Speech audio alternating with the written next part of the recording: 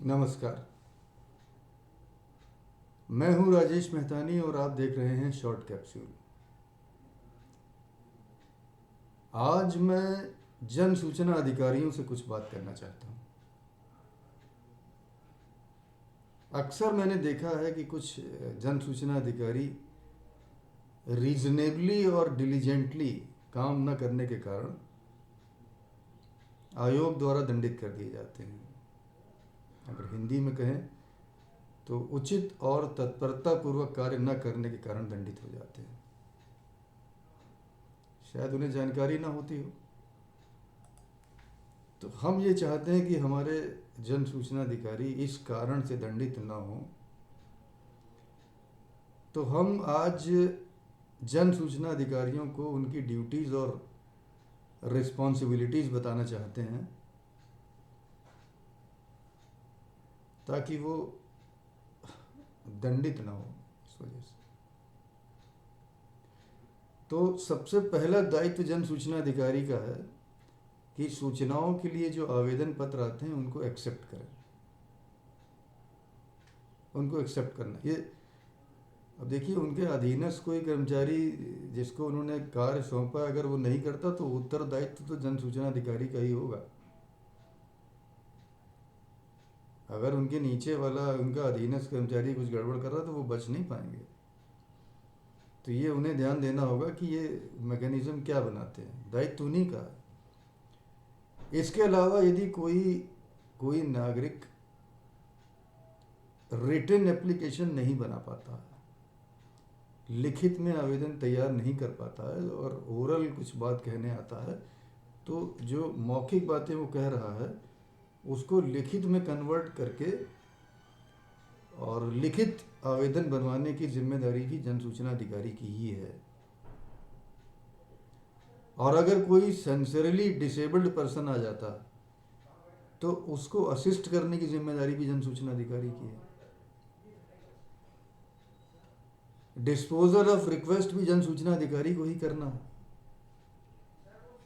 और जब वो उत्तर देंगे, चाहे वो सूचना दे रहे हैं या नहीं दे रहे हैं, तो उनको अपील की अवधि और अपीली प्राधिकारी का नाम, जहां प्रथम अपील की जा सकती है, उसके बारे में स्पष्ट रूप से अपने उत्तर में लिखना होगा, चाहे वो सूचना दे रहे हैं या मना कर रहे हैं। यदि जन सूचना अधिकारी उत्तर प्रदेश के हैं तो उनसे मैं विशेष रूप से बात कर रहा हूं इस समय। आपको प्रारूप 3 का रजिस्टर अनिवार्य रूप से बनाना है, जो उत्तर प्रदेश सूचना का अधिकार नियमावली 2015 में प्रारूप 3 दिया गया है। उसका रजिस्टर अगर अभी तक आपने नहीं बनाया तो कृपया उसे बना लें और उसकी मॉनिटरिंग आप लगातार करेंगे। हमारा उद्देश्य आपको भयभीत करना नहीं है, आपको सजग करना है। आपको सजग करना है ताकि आपके विरुद्ध कोई अन्यथा कार्रवाई ना हो। हम तो यही चाहते हैं। आपको ये अधिकार है कि आप किसी अन्य अधिकारी से अधिनियम के प्राविधानों के लिए सहायता मांग सकते हैं, अधिनियम की धारा 5(4) के अनुसार।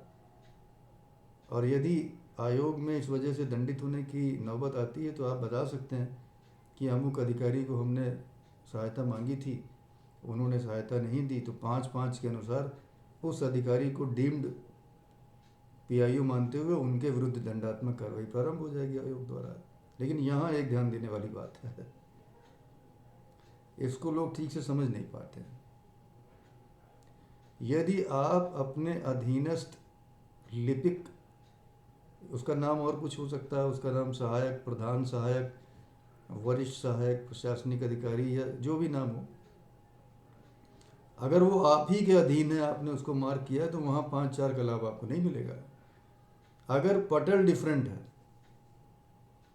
अगर कोई दूसरा अधिकारी है, वहाँ जाना है, तब आपको 5(4) का लाभ मिलेगा। तो कोई जन सूचना अधिकारी अपने लिपिक के पीछे खड़ा होकर के अपनी जान नहीं बचा सकता। ये हम ये कह दें कि साहब हमने अपने सहायक को मार्क किया था और उसने सहायता नहीं की, तो अब यहाँ ये देखा गया कि बहुत से अधिकारी तो हर चीज़ लिपिक को या अपने असिस्टेंट को या उसका नाम कुछ भी हो सकता है, प्रधान सहायक, वरिष्ठ सहायक, उसको मार करके बस हो जाते हैं। तो ऐसे नहीं चलेगा। अधिकारी को अधिकारी की तरह कार्य करना पड़ेगा। और अधिनियम में ये दायित्व उनका है, ये कहकर वो बच नहीं सकते अपने दायित्वों से कि साहब हम हमारे लिपिक ने काम नहीं किया। तो प्रारूप 3 का रजिस्टर इसीलिए तो बनवाया जा रहा है, उसका आप लॉजिक समझिए। प्रारूप 3 का रजिस्टर आपके पास रहेगा, आप उसकी निरंतर मॉनिटरिंग करेंगे। और अधिनियम की धारा 20 में कहा गया है कि ये सिद्ध करने का दायित्व पीआईओ का ही है कि उन्होंने रीजनेबली और डिलीजेंटली काम किया है। अगर मैं ये कहता हूँ, अगर मैं पीआईओ हूँ, ये कहता हूँ कि मैंने अपने असिस्टेंट को, सहायक को, लिपिक को मार कर दिया था साहब, उसने मुझे पुटअप नहीं किया, इसलिए ये दलील आयोग में नहीं मानी जाएगी। लिपिक का दायित्व तो नहीं है,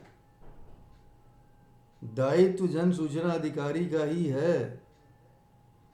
इसको हमें भली भांति समझ लेना चाहिए। लिपिक का दायित्व तो नहीं होगा,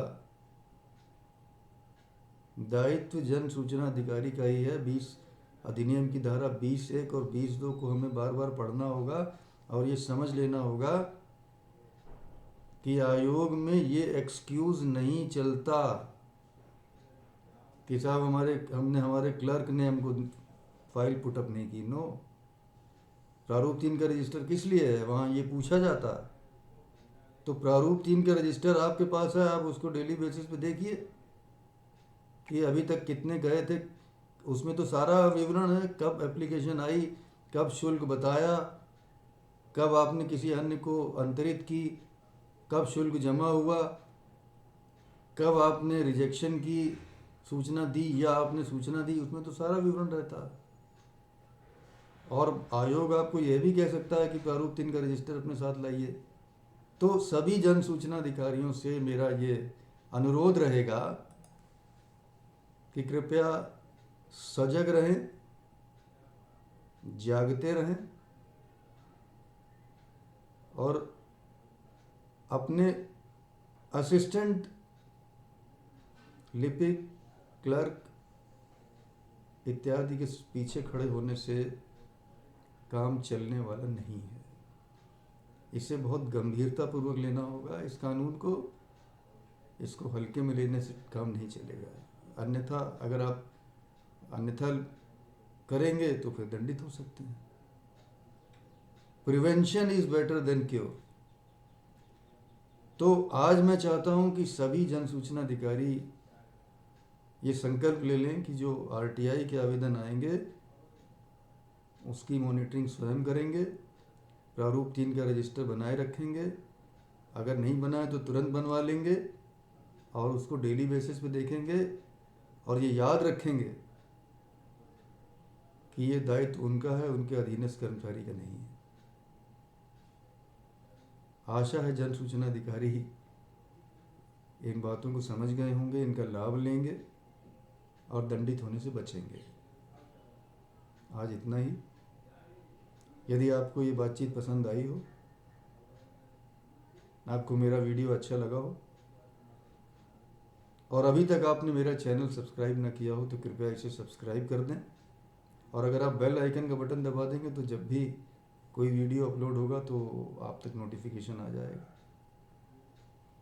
मेरे वीडियो को लाइक करना और अधिक से अधिक शेयर करना मत भूलिएगा ताकि मेरी बातें अधिक से अधिक लोगों तक पहुंच सकें। आपने मेरा वीडियो अंत तक देखा, इसके लिए आपका आभार।